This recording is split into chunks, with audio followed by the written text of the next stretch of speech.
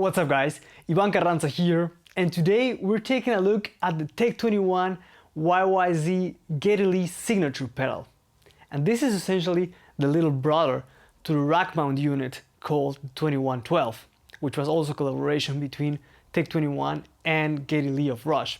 But for the pedal, they simplified the controls and kept it to 7 knobs and a switch. Let me tell you, this isn't only Geddy in a box, because this is a very powerful and flexible tone shaping tool. You can get a lot of different sounds out of it, not only like hard rock and metal or prog rock sounds. It's a very flexible preamp. And the main idea behind the pedal is that it blends a studio quality low-end signal with a tube-like overdrive or distortion for the high end. And that is a technique that's been done in studios for many years, so they keep a clean, compressed low end, and then they overdrive the mids and highs to give the bass some more definition and also to glue the drums and the guitars better. For the controls, we've got a master volume, which controls the overall volume of the unit. Then we've got a low or bass control, which is set at 80 Hz, and it is plus minus 12 dB. We've got a high control, which is set at 3.2 kHz, also plus or minus 12 dB. We've got a drive knob, which ranges from really subtle, breakup, tube breakup, to really fuzz-like overdrive. And it's a very sensitive control, so you gotta be a bit careful with that. Then we've got the mid, and that is kind of interesting because it is boost at 2 kHz, and you can go plus 20 dB on it, so quite a bit of range. And then the cut is set at 1 kHz, and it's 10 dB of cut. The mix control lets you adjust just the right amount of distortion or overdrive for your signal, and also dial in how much low end do you want. And lastly, we have the tight switch, which adds some more note definition to your tone in cleaner settings and makes your sound a bit snappier when you've got more of a distorted or overdriven signal. And to me, essentially, the ability to have those two positions on the tight switch gives you or turn the pedal into two different units.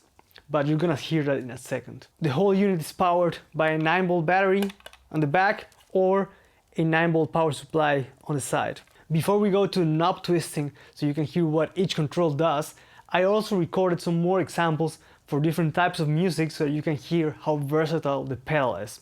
So let's check that out.